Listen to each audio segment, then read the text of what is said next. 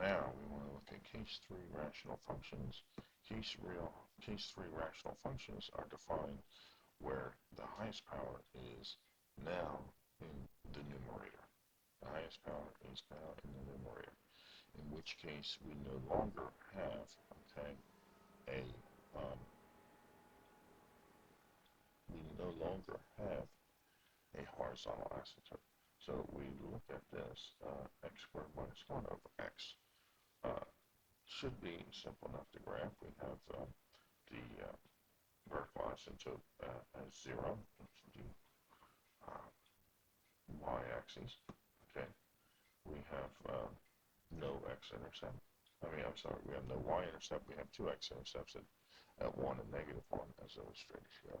Okay, and we do not have a horizontal asymptote, and we do not have a horizontal asymptote because, okay, we have the highest power upstairs, which means, okay, the division of this x into the terms upstairs would be, of course, the expression y equals x minus 1 over x, which is identically this function, okay? Now, as x goes to infinity, 1 over x is going to get very small. So it's going to, for all intents and purposes, go away. And if we take it away, then you can see what we have is our slant asymptote, which is right here, okay, at the line y equals x, and that is the line towards which the function will be driven as you move further on out the function. You see less of the features of the function and more of the features of the horizontal asymptote, because in the long run that's what it's almost going to become. Okay, so how can we make some alterations on this file? If we have that as 3x squared minus 1, then you could see by the division this would give you 3x, which would then illustrate that this is the horizontal asymptote. Okay, that is the horizontal asymptote. I'm sorry, the slant asymptote. Looking at it further and further out, that's what happens. Okay. Now, if I go back to 1, that. Okay. Now,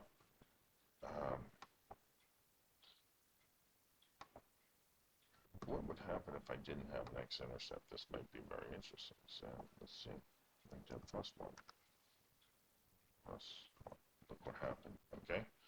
I still have my asymptotes, and I still have my vertical asymptote of 0, and my slant asymptote of y equals 1, of y equals x, but I do not have an x-intercept, and I have to be confined by those asymptotes. So there's my graph, as you can see right there.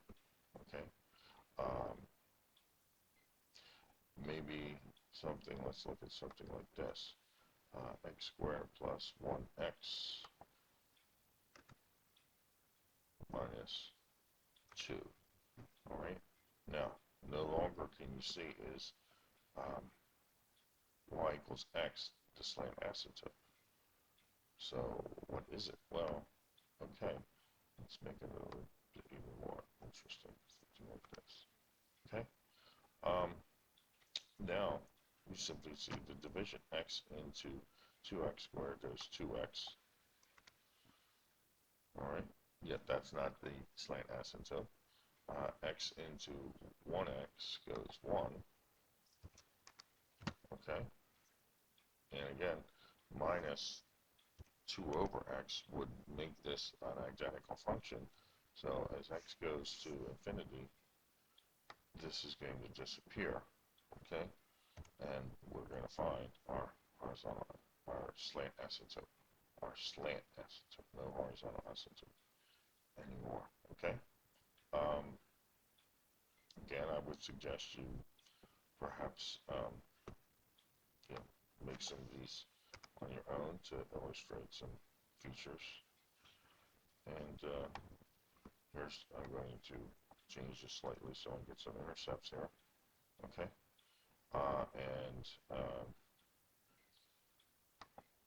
Maybe alter this to a 2. Okay. Now you'd have to see what's going to happen now is I picked up some intercepts. I still have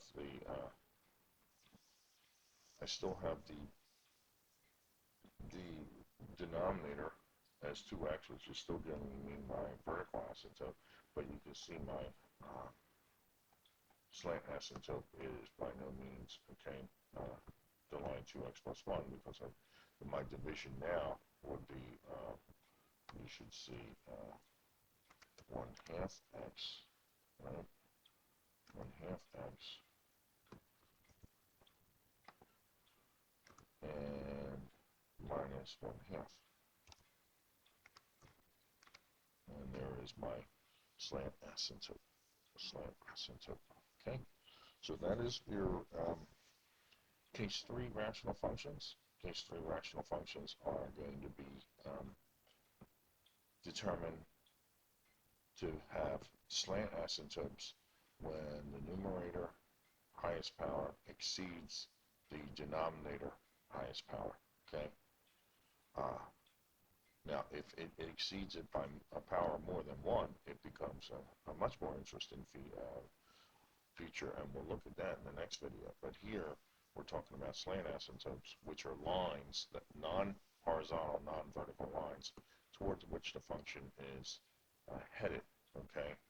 And we do the division of the denominator into the numerator to determine what that slant asymptote would be. In the event we had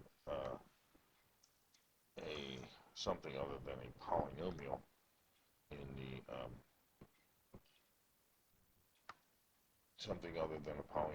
here in the denominator, then we would have to do a long division, 2x plus 1, or into x squared minus 1x plus minus 2. We'd have to do the long division because you can see that that's no longer the slant asymptote. So the long division would be required if the denominator was a polynomial term rather than a monomial term. Okay, but lo and behold, anyway, we are looking at this. Okay, we get a slant asymptote. Okay, slant asymptote indicative of a rational function where the greatest power of the polynomial in the numerator is greater than the power of the polynomial in the denominator. And that's all.